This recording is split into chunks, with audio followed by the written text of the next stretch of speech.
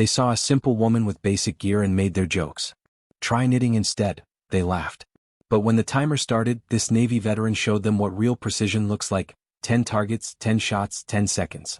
Before you watch full story, comment down your country name, I would love to hear. The morning sun was already climbing high when Sarah Martinez pulled her old pickup truck into the gravel parking lot of Riverside Shooting Range.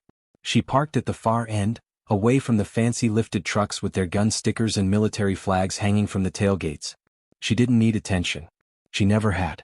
Sarah stepped out wearing simple clothes: dark jeans, a plain gray hoodie, and worn combat boots that had seen better days. Her hair was pulled back in a practical ponytail, and she carried a basic black rifle bag over her shoulder. Nothing flashy, nothing expensive, just functional gear that got the job done. The range was already busy with the Saturday morning crowd.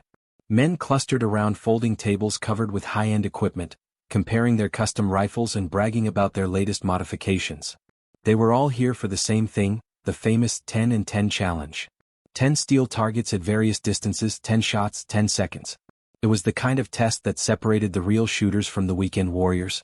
As Sarah walked past the first group, the conversation quieted. A man in his 30s leaned back in his folding chair and said just loud enough for everyone to hear, "You here to keep score for us, sweetheart?" His buddy chuckled. "Maybe she's looking for the beginner's class. That's usually on Sundays."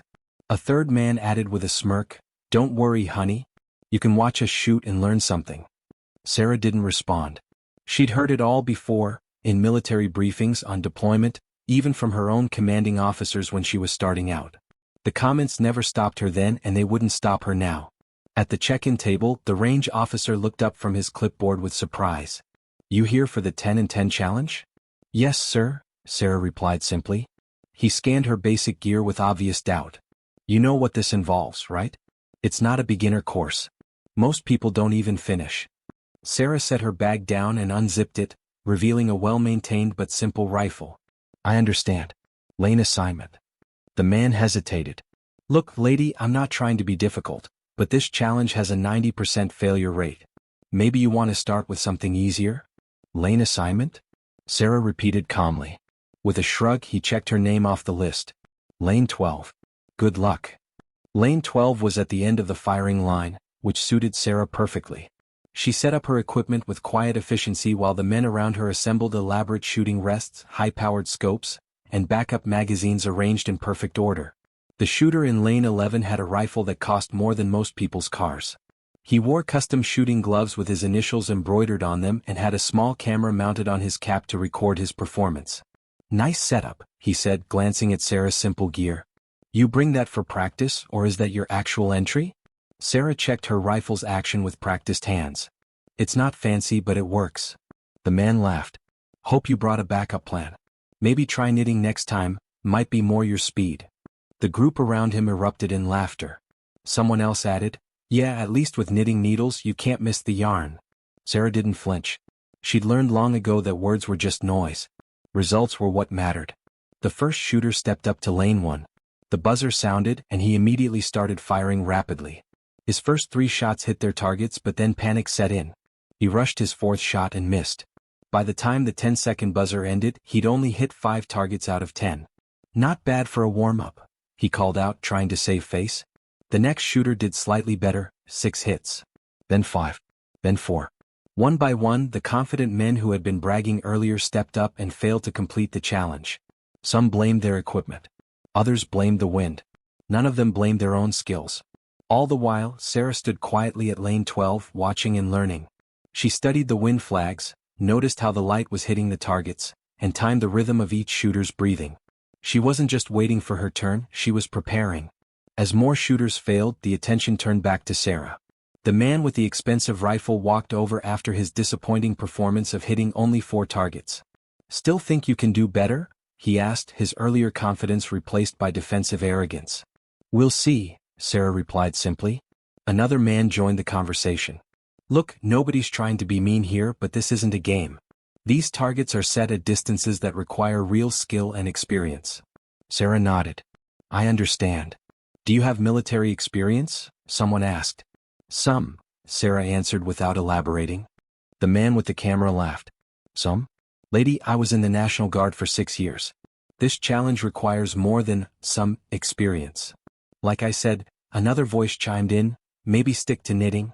At least with that, you can't hurt anyone when you mess up. The crowd laughed again, but this time a few people looked uncomfortable. The jokes were getting meaner, and Sarah's calm responses were making some of them feel ashamed of their behavior. Finally, the range officer called out, "Lane 12, you're up." Sarah walked to the firing line carrying her simple rifle.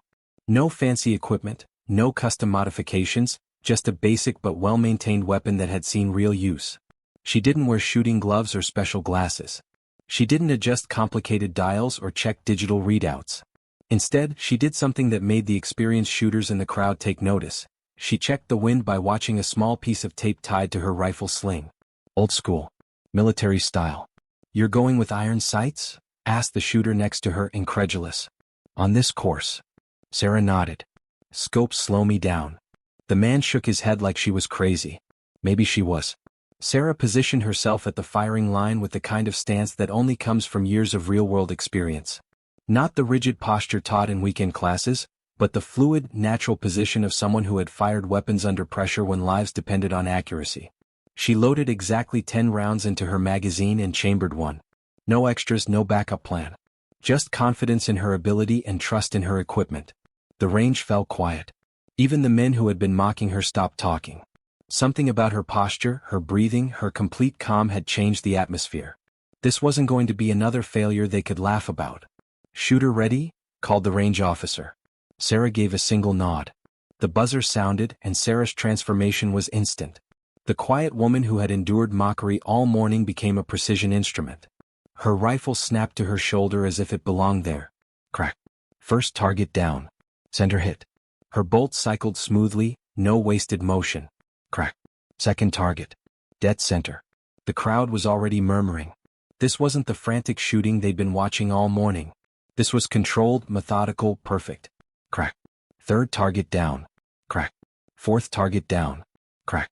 Fifth target down. Halfway through and she hadn't missed once. Her breathing was steady, her movements fluid. She adjusted for wind and distance by instinct, not calculation. Crack. Sixth target. Crack.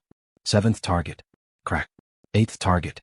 The range was completely silent now except for the sound of steel targets ringing when the bullets struck them. Even the range officers had stopped what they were doing to watch. Crack. Ninth target down. One target left. 1 second left on the timer. Crack. The final shot rang out just as the buzzer sounded. For a moment, nobody moved. Nobody spoke. The only sound was the echo of the last shot fading across the range and the gentle ringing of steel targets still vibrating from the impacts. Sarah lowered her rifle slowly and calmly, just as she had done thousands of times before. She didn't celebrate. She didn't look around for approval. She simply made her weapon safe and stepped back from the line. The range officer broke the silence first. Time, 9.8 seconds. Targets hit, 10 out of 10. Then, slowly someone started clapping. Just one person at first, then another, then the whole range was applauding. Not the wild cheering they might give to a friend, but the respectful applause given to someone who had just demonstrated genuine mastery. An older man stepped forward from the crowd. He was wearing a Navy veteran cap and had been watching quietly the whole time.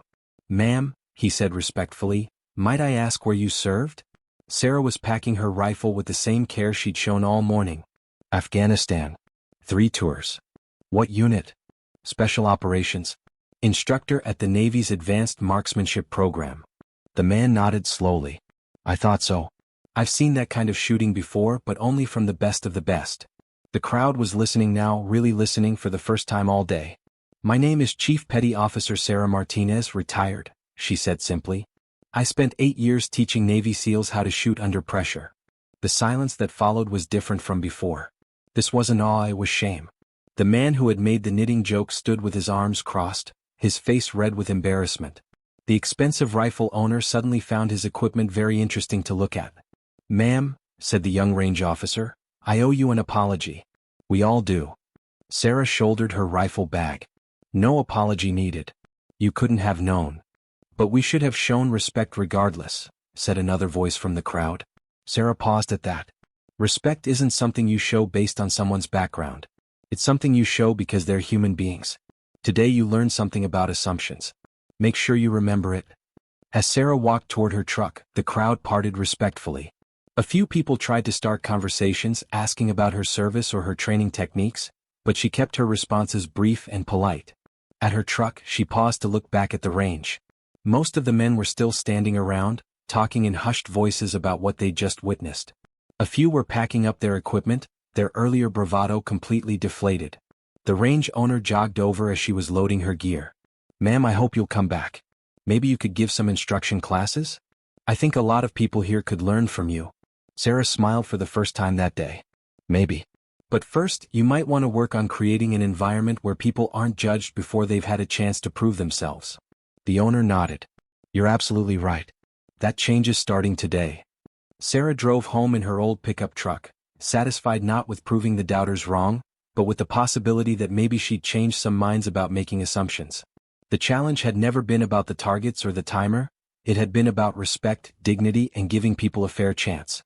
That evening, she sat on her porch with a cup of coffee, thinking about the young women who might face similar situations in the future. Maybe today's lesson would make their path a little easier. Her phone buzzed with a text from her old Navy buddy. "Heard you went shooting today. How'd it go?" Sarah smiled and typed back, "Hit what I was aiming for." Word of what happened at Riverside Range spread quickly through the local shooting community. The story wasn't about Sarah's incredible marksmanship, though that was impressive. It was about the assumptions people made and the lesson they learned about respecting others regardless of their appearance or background. The range owner was true to his word. He implemented new policies about respectful behavior and began hosting monthly events specifically designed to welcome shooters from all backgrounds. The sign at the entrance got a new addition: "All shooters welcome. Respect required." Some of the men who had mocked Sarah that day became regular attendees at these inclusive events. They'd learned that talent and skill come in many forms, and that judging someone by their appearance or gender was not only wrong, it was foolish. Sarah never returned to Riverside Range, but she didn't need to. Her message had been delivered loud and clear. The real victory wasn't the perfect score or the shocked silence afterward. It was the knowledge that maybe, just maybe, the next woman who walked onto that range would be treated with the respect she deserved from the very beginning.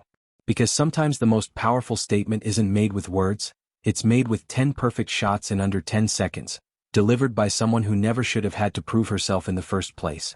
They told her to try knitting. Instead, she stitched together a lesson about respect, dignity, and never underestimating the quiet professionals who have served their country with honor. And that lesson would be remembered long after the echoes of her perfect shooting had faded away.